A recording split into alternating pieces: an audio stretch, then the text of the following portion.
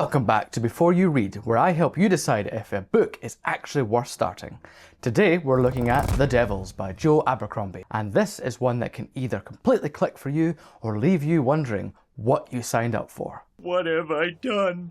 What have I done? Because on the surface, this looks like a dark fantasy with monsters, violence, and a gritty world. And it is. But what caught me off guard is that this isn't really about the world, it's about the group. Oh, no! And if you go in expecting a big, sweeping epic right away, this might not hit in the way you think. This feels much closer to a chaotic, morally messy team story, almost like a fantasy version of a dysfunctional squad thrown together for a job they're barely suited for. So, the real question isn't just, is this good? It is this the kind of story you actually want to spend time in right now? At its core, this is a fantasy story built around a group of dangerous, complicated characters. How dare you? How dare you? Forced to work together. The premise is pretty simple. You have a collection of people, many of them violent or morally questionable, brought together. I didn't sign up for this. Under a large cause, and instead of focusing on saving the world in a traditional sense, the story focuses on how this group functions. Or doesn't. I'm not working with this guy. I've been there, done that. Hey, the minute he gets involved, you can kiss goodbye to any finesse because She-Hulk here only knows how to smash. Yeah, Mr. Arson here only knows how to blow shit up. If you're going in expecting a clean, heroic narrative, that's not what this is. No, definitely not. This leans heavily into morally grey territory, sometimes even darker than that. And the tone reflects that. It's gritty, it's sarcastic, and it doesn't really try to make anyone look like a clear hero. Hey, whoever you think I am, you got the wrong guy. You were always the wrong guy. What stands out for me is that even though these characters are, in many cases, monsters in one way or another, they often feel more human than the actual normal people around them. And that becomes a big part of the experience. Expectations for us are as low as a rattlesnake's belly button, huh? But hey, we got 38 chances to prove all them folks wrong, though, right? Yeah. And my hopes are as high as a giraffe's top hat. This isn't about good versus evil. It's about flawed people trying to survive, cooperate, and occasionally not kill each other. Reading this feels very character-driven.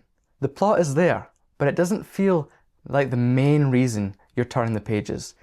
It's the interactions. It's the tension between personalities. It's the unpredictability of how this group is going to function in any given moment. You're such a loser. What did you just call him? A loser. What did you say? A loser. What? A loser. Okay, stop. What was that word? Stop. Stop getting him to say it! If you're anything like me, it takes a little bit of time to settle into that. At the start, you're still trying to figure out who everyone is and how they think and why they're even together. But once that clicks, the book becomes much easier to move through. The writing itself isn't overly dense, but it does expect you to keep up with shifting dynamics and perspectives. And tonality? It balances dark moments with a kind of dry, almost brutal humour. That contrast actually carries a lot of the experience. One thing I noticed is that I wasn't rushing through this for the plot, I was staying for the group.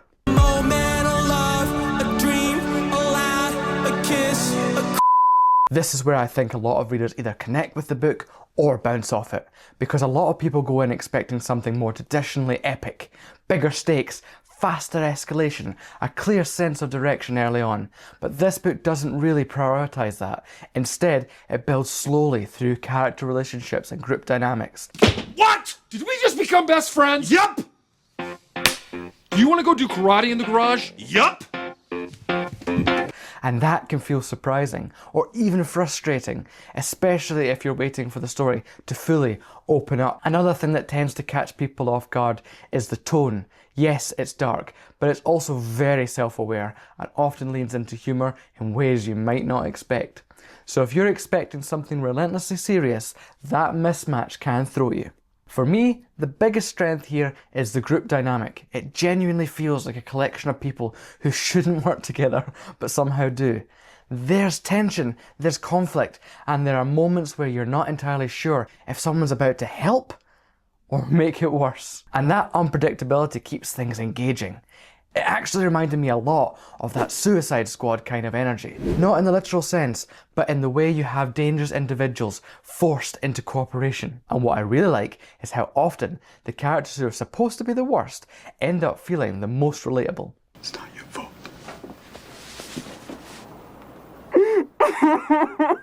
That contrast is done really, really, really well. Another thing that sort of stood out is how distinct the characters feel.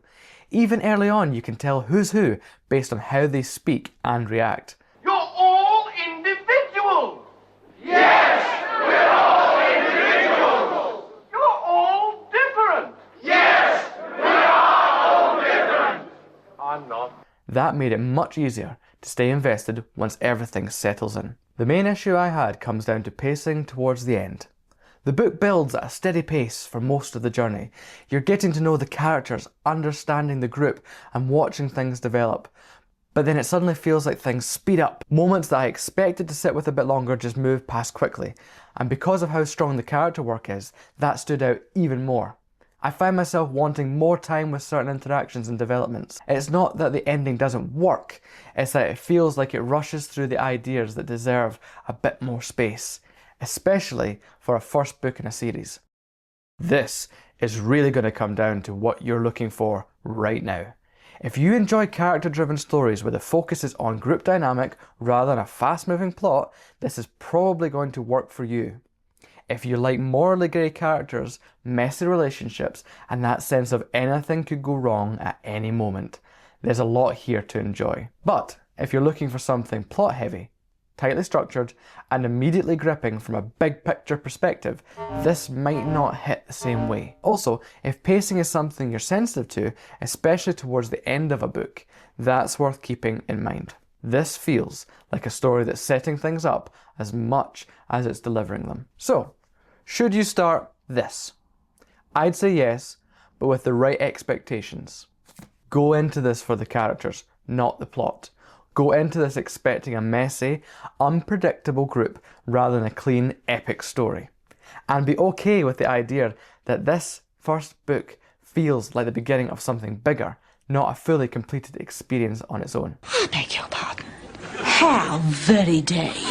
For me, I really enjoyed it, but what I'm actually most interested in now is where it goes next. Because if the next book gives more time with these characters and lets things breathe a bit, this could turn into something I end up loving even more. So the real decision is simple.